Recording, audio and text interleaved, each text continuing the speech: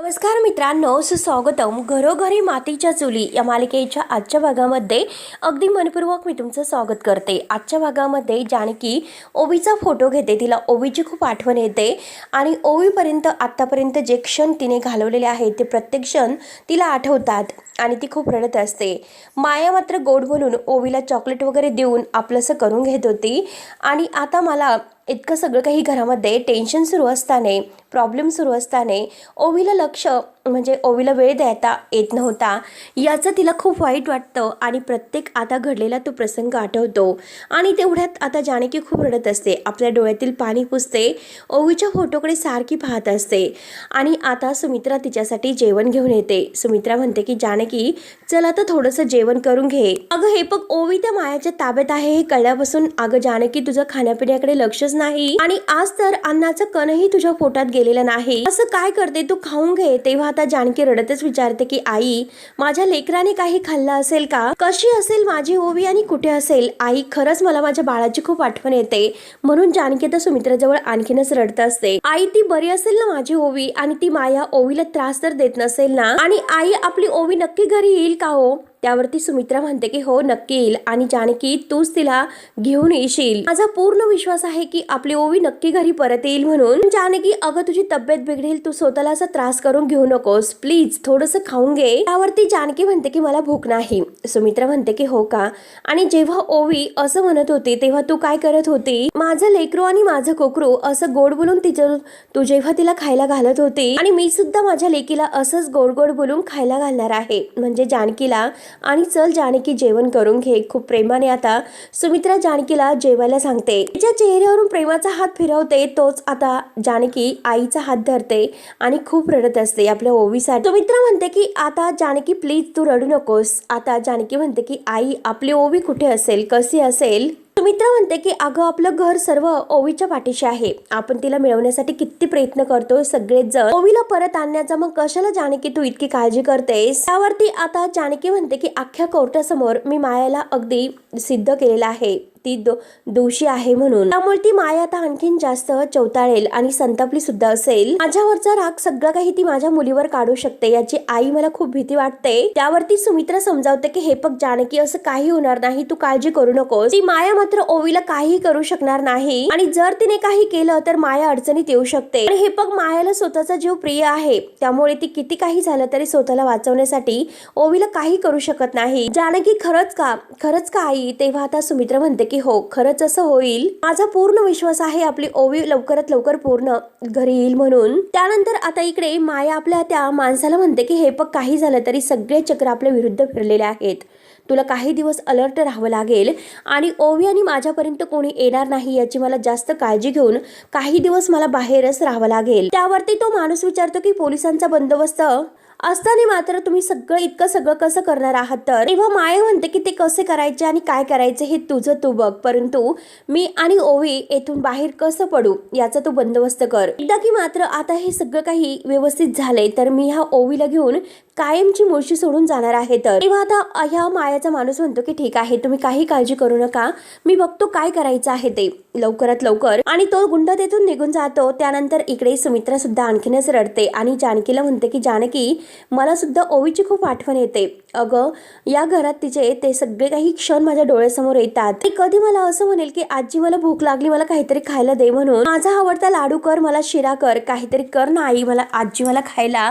असं म्हणणारी माझी ओवी अगदी दूर धावणारी या घरामध्ये। आणि असं म्हणतात की लहान मुलं घरात असताना मात्र घराचा आनंद द्विगुणित होतो आणि बघ ना आज आपली ओवी घरात नाही तर बघ घर कसं खाल्ल्यासारखं डोक्यावर उठलेलं आहे तर। त्यानंतर आता जानकी म्हणते की हो ना आई मला सुद्धा खूप आठवण येते, कारण जेव्हा मी टेन्शन मध्ये आणि काळजीमध्ये असायचे तर ओवी अलगद येऊन मला बिलगायची, प्रेमाने आणि मायेने ती विचारायची की आई तू ठीक आहेस ना, आणि आई तिच्या त्या विचारण्याने माझं सगळं काही टेन्शन दूर व्हायचं। म्हणून जानकी आता आणखीनच रडत आहे। एका क्षणात सगळं काही छोटं वाटायला लागायचं। आई माझ्या बाळाच्या निरागस चेहऱ्यावरचा हसू बघितलंस आणि मनावरचा ताबा निघून जायचा, टेन्शन निघून जायचं, सगळं ताण निघून जायचं आणि मी ओवीला वेळ देऊ शकले नाही आई, आणि ओवी मला म्हणायची की आई माझ्याबरोबर खेळ, अगं मला तुझ्याबरोबर वेळ घालवायचा आहे प्लीज. परंतु त्यावेळेस मात्र मला तिला वेळ देता नाही आला तर ती रागवायची, चिडचिड करायची, रुसायची. आणि तेवढ्यात सुमित्रा सुद्धा आता तो फोटो घेते आणि त्या फोटोकडे बघत ती सुद्धा आता रडत आहे. जानकी म्हणते की असं वाटायचं की मी कामातून जेव्हा फ्री होईल तर तिचा रुसवा काढेल आणि खरंच आई मी चुकले, मला वाटलं होतं की माझ्याकडे वेळ आहे आई, मी तेव्हाच तिला वेळ द्यायला हवा होता, मी तिच्याशी बोलायला हवं होतं. तेव्हा आता जानकी आणखीनच रडते तर सुमित्रा तिला समजावते की नाही ग जानकी, तू एकटी अशी किती किती पुरणार आहे तर. आणि तसंही आपली ओवी सारंग बरोबर खेळत असायची त्यामुळे आपण एकदम बिनधास्त असायचो. तर जानकी म्हणते की हो आई, ओवी सारंग भाऊजी बरोबर, तिच्या आजी आणि आजोबांबरोबर, तिच्या काका काकूंबरोबर जास्त वेळ घालवायची त्यामुळे मी सुद्धा बिनधास्त होते. आणि मला खरंच कळलं नाही की आता माझं ओवीकडे दुर्लक्ष कसं इतकं झालं आणि ती कशी इतकी मायाच्या जवळ गेली म्हणून. माया मावशी करत सतत तिच्या मागे पुढे असायची. पण आता ओवीला माहिती नाही की आई जी तिला माया मावशी म्हणते ना, ती माया मावशी किती दृष्ट आहे म्हणून. आणि आई याच गोष्टीची मला फार भीती वाटते म्हणून जानकी आता खूपच रडत आहे. त्यावरती सुमित्रा म्हणते की हो खरं आहे, कारण मायाने खूप गोड बोलून आता आपल्या ओवीला घोळात घेतलेला आहे आणि आपलं निष्पाप गोड लेकरू आहे तर तिच्या त्या बोलण्यात वाहवत गेलं, अगदी तिच्या म्हणजे स्वाधीन झालं. आणि खरंच मायाने जानकी आपल्या सगळ्यांचा खूप मोठा विश्वासघात केलेला आहे. तेव्हा आता जानकी म्हणते की आई, त्या मायाने माझ्या आईपासून मला तोडलं, मग माझ्या ओवीपासून ती मला तोडणार तर नाही ना. म्हणून जानकीला आणखीन टेन्शन येते आणि ती खूप रडते. आई मला माझी मुलगी हवी आहे, माझं सुख आणि आनंद ते हिरावून तर घेणार नाही ना. माझ्या आईला जसं तिने नजरे आड केलं तसं ओवीला नाही ना करणार आई. म्हणून जानकी आता सुमित्राच्या गळ्यात पडून खूप अशी रडते. तिला ओवीची आता खूपच काळजी लागते. काही झालं तरी आई ओवीला सोडवावं लागेल. आता सुमित्रा सुद्धा खूप रडते. जानकीला मिठीत घेऊन दोघी आता खूप रडतात. त्यानंतर आता इकडे ऐश्वर्याचा काहीतरी विचार सुरू असतो आणि तेवढ्यात तिला सारंगचा फोन येतो. ऐश्वर्या म्हणते की बरं झालं सारंग, तुम्ही मला कॉल केला आणि जानकी कशी आहे, ती ठीक तर आहे ना असं विचारते. तेव्हा आता सारंग म्हणतो की नाही ऐश्वर्या, वहिनी एकदम खसलेली आहे आणि जोपर्यंत ओवी या घरामध्ये येत नाही परत तोपर्यंत या घरातील वातावरण नाही बदलू शकत. आणि खरं तर मला अख्खं घर खायला उठतं, खूपच त्रास होतो. तेव्हा आता ऐश्वर्या म्हणते की हो आय नो, मला कळतं. हे बघा सारंग, हे बघा जरीही जानकी खसली असली तरी तुम्ही सगळ्यांनी तिला होप्स देत राहा. तिच्या सतत समोर असं बोलत राहायचं की ओवी लवकरात लवकर घरी येणार आहे, ते पण सुखरूप, म्हणजे तिला सुद्धा बरं वाटेल, ती टेन्शन फ्री होईल. त्यावरती आता सारंग म्हणतो की मी कुठल्या तोंडाने सांगणार आहे ऐश्वर्या, माझ्याकडूनच आता ही खूप मोठी चूक झाली आणि ओवी तिकडे गेली. आणि हे बघा ऐश्वर्या, जर ओवीचं काही बरं वाईट झालं तर हा सारंग जिवंत नाही राहू शकत. त्यावरती मात्र आता ऐश्वर्या सारंगला म्हणते की हे बघा सारंग, काम डाऊन, शांत राहा बरं. ओवीला या सगळ्यातून बाहेर काढण्यासाठी आपल्या नक्की काहीतरी मार्ग सापडेलच. त्यावरती सारंग म्हणतो की कधी सापडणार, आमची ओवी दूर निघून गेल्यानंतर सापडणार आहे का, तेव्हा लवकरात लवकर सापडायला नको का.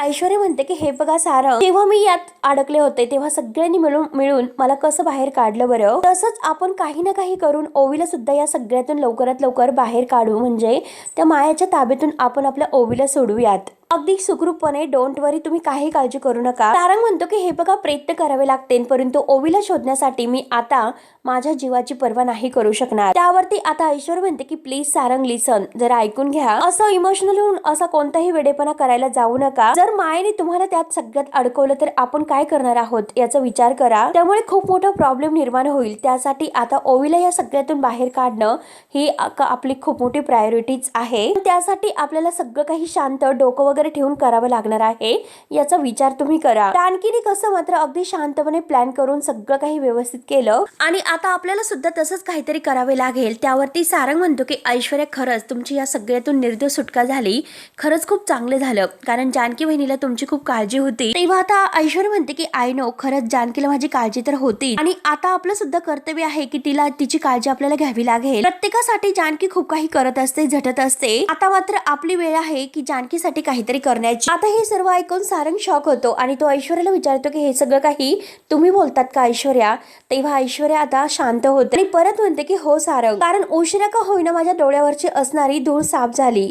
माझ्या डोळ्यावरची जी काही अहंकाराची पट्टी होती तर ती खरंच दूर झाली. आजपर्यंत तिला प्रॉब्लेम मध्ये अडकवण्यासाठी मी खूप प्रयत्न करत आले, पण आता काही जरी झाले तर तिला आणि ओवीला मला या सगळ्या प्रॉब्लेम मधून बाहेर काढायचं आहे. त्यावरती आता सारंग म्हणतो की काय बोलतात ऐश्वर्या. ऐश्वर्या म्हणते की हो, मी आता तुमच्या सगळ्यांच्या सोबत आहे, त्यामुळे तुम्ही ओवीची काही काळजी करू नका, मी आहे तुमच्या सोबत. तेव्हा आता सारंगला एक खूप मोठा आधार मिळतो आणि त्याचा चेहरा खुलतो आणि बाय करून ते आता फोन ठेवते. सारंगला खूपच आनंद होतो. त्यानंतर आता इकडे ज्या बाईकचा नंबर मात्र ऋषिकेशने पोलिसांना दिलेला आहे, तर तो मायाचा गुंड मात्र आता गाडीवरून जात असताना पोलीस त्याला आता पकडणार असतात. तेवढ्यात तो आता गाडीच्या खाली उतरतो. ते 2 हवालदार त्याला अडवतात, परंतु तो तेथून निसटून जाण्याचा प्रयत्न करत असतो आणि त्याच वेळेस आता जे इन्स्पेक्टर साहेब आहे तर ते पुढून येऊन त्याला अडवतात आणि शेवटी त्याला पकडतात, गाडीमध्ये घेऊन येतात. तर आता इकडे दुसऱ्या दिवशी जानकी ही छान तयार होते आणि आता देवघरात येऊन आपल्या ओवीसाठी प्रार्थना करते की देवा काहीतरी असा चमत्कार कर आणि माझ्या ओवीपर्यंत मला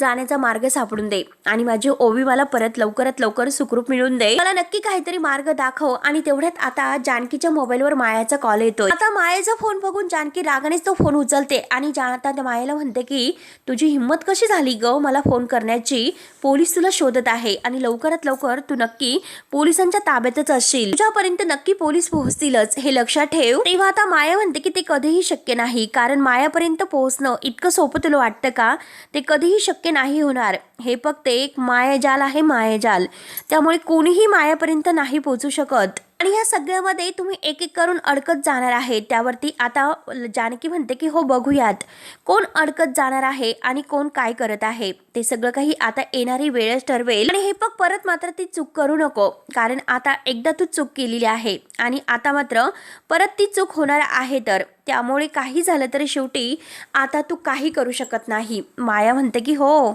हसायला सुरुवात करते. तेव्हा जानकी म्हणते की हे पक्ष शेवटी जो न्याय आहे तो होणार आहेच. त्यावरती माया म्हणते की हो काय ग जानकी, जानकी आता ओवीची माया प्रेम हे सगळं काही संपलं की काय, आणि तसंही ते चांगलंच आहे, कारण यापुढे मात्र आता ओवी तुला कधीच दिसणार नाही. त्यावरती आता जानकीला खूपच राग येतो. जानकी म्हणते की दिसणार नाही म्हणजे, आणि हे बघ मी माझ्या मुलीबद्दल मात्र एकही शब्द ऐकून घेणार नाही, हे लक्षात ठेव. कुठे आहेस माझी ओवी, बोल, तू तिला काय केलंस, बोल ना. आता जानकी खूपच भडकते. तेव्हा आता माया म्हणते की हो अगदी पोरीच्या काळजीमुळे बेंबीच्या देठापर्यंत ओरडत आहे आणि आता शेवटी मात्र झालं. मला तर असं वाटलं होतं की तुझ्यातील ममता आहे तर ती आटली असेल, पण नाही, ती तर आणखीनच अगदी सुरू आहे, तर आणि ते चांगलं आहे. तर जानकीला खूप राग येतो. जानकी म्हणते की माया माझी ओवी कुठे आहेस ते सांग, बऱ्या बोलाने मला सांग की नक्की कुठे आहे ते सगळं काही. तू माझ्या ओवीला काही केलं तर नाही ना, मी तुला काय विचारते की सांग, लवकरात लवकर सांग, तू माझ्या ओवीला काही केलं तर नाही ना. त्यावरती आता जानकी तोडून मात्र आपल्या ओवीसाठी अगदी त्या मायाला विनवण्या करत असते, पण तरी सुद्धा आता ही निकरट माया खूप हसत असते. अजूनपर्यंत काही केलेले नाही आणि करणार मात्र ते नक्की असेल असे जेव्हा माया म्हणते, तेव्हा मात्र आता जानकीला खूप टेन्शन येते. जानकी रडत विचारते की म्हणजे तू काय करणार आहेस, ओवीला घेऊन मी दूर जाणार आहे आणि आता मात्र तू जे काही केलेलं आहेस ते सगळं काही तुला खूप महागात पडणार आहे जानकी. तर जानकीला आणखीनच टेन्शन येते. माया डायरेक्ट म्हणते की ओवी तुला कधीच सापडणार नाही, मी ओवीला इतक्या दूर घेऊन जाणार आहे की ओवी तुला कधीही दिसू शकत नाही. आणि जानकी मला आता बघायचंच आहे की तुझ्यातील आई काय करू शकते. जानकीला आता फार टेन्शन येते. माया लगेच फोन कट करते. तेव्हा जानकी हॅलो माया करते आणि परत फोन लावते, परंतु आता मायाने फोन बंद केलेला असतो. जानकी सारखा फोन लावते, परंतु आता मात्र तो फोन काही लागत नसतो, स्विच ऑफ केलेला आहे. आणि तेवढ्यात आता टेन्शनने जानकीच्या हातातील मोबाईल खाली पडतो. आता जानकीला इतकं टेन्शन येते की माया असं का म्हणाली असेल की ती ओवीला माझ्यापासून दूर घेऊन जाणार आहे, नक्की ती कुठे जाणार आहे, खरंच जाईल का, त्याचा अर्थ काय असेल, आणि माया आता ओवीला काही करणार तर नाही ना. म्हणून जानकी आता रडतच देवाला हात जोडते आणि म्हणते की देवा काही कर, परंतु माझ्या ओवीला काही होऊन देऊ नको. ती असं का म्हणाली असेल देवा की ती तिला दूर घेऊन जाणार आहे, मग नाही काही झालं तरी आता मला ओवीला शोधावं लागेल. म्हणून ती धावतच जात ऋषिकेशला आवाज देते की ऋषिकेश ऋषिकेश. जानकी ती रडतच आता बाहेर येते ऋषिकेश ऋषिकेश करत, आणि तेवढ्यात ऋषिकेश धावतच येतो आणि जानकीला विचारतो की काय झालं जानकी. आता जानकीच्या ह्या आवाजाने मात्र नाना सुमित्रा हे सगळेजण बाहेर येतात. आता ऋषिकेश विचारतो की काय झालं जानकी. जानकी म्हणते की मला मायाचा कॉल आला होता आणि तिने मला धमकी दिली की आता ती आपल्या ओवीला माझ्यापासून दूर घेऊन जाणार आहे. तर आता हे ऐकल्यानंतर मात्र नाना सुमित्रा ऋषिकेशच्या सगळ्यांना धक्का बसतो. ऋषिकेश ओवीला काही व्हायला नको, तुम्ही प्लीज जा लवकरात लवकर आणि ओवीला शोधा, मला माझी ओवी हवी आहे, माझ्या ओवीला काही होता कामा नये. म्हणून जानकी आता खूप रडत असते. तर ऋषिकेश म्हणतो की शांत हो जानकी, आपल्या ओवीला काही होणार नाही, लक्ष दे, मी आहे ना तुझ्यासोबत, सोबत म्हणून आता जानकी घट्ट अशी आता ऋषिकेशला रडतच मिठी मारते. आपण आपल्या ओवीला काही होऊन द्यायचं नाही हे लक्षात घ्या. त्यानंतर आता इन्स्पेक्टर त्या मायाच्या गुंडाला पोलीस स्टेशनला घेऊन येतात आणि त्याला धमकावून विचारतात की तू मायाच्यासाठी काम करतो ना. तेव्हा आता हा अगदी ओळख दाखवत नसतो की कोण माया, मी नाही ओळखत. तेव्हा आता त्याला खूप त्रास देत असतात आणि आता त्याच्या पाठीत अगदी इतकं मारून त्याच्याकडून कबूल करण्याचा प्रयत्न करत आहे, पण तरी सुद्धा तो काही कबूल व्हायला तयार नसतो. तेव्हा आता इन्स्पेक्टर त्यांना पुन्हा विचारतात की ऋषिकेश रणदिवे यांची मुलगी मायाच्या ताब्यात आहे ना.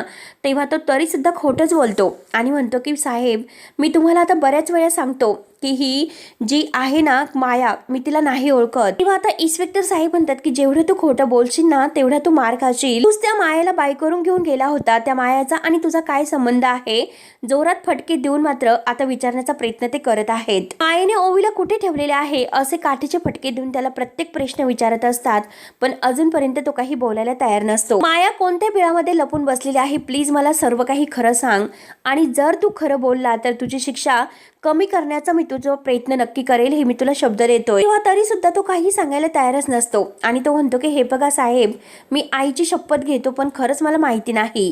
त्यावरती इन्स्पेक्टर साहेब म्हणतात की हा मार खाण्याच्या लायकीचा आहे. शेवटी तो हात जोडून म्हणतो की साहेब, मी खरं खरं सांगतो. आणि आता मात्र त्याला चांगलाच मार दिलेला असतो आणि तो खरं सांगायला कबूल होतो. त्यानंतर आता इकडे सौमित्र रूम मध्ये बसलेला आहे. अवंतिका तेथे येते आणि सौमित्र असं म्हणते.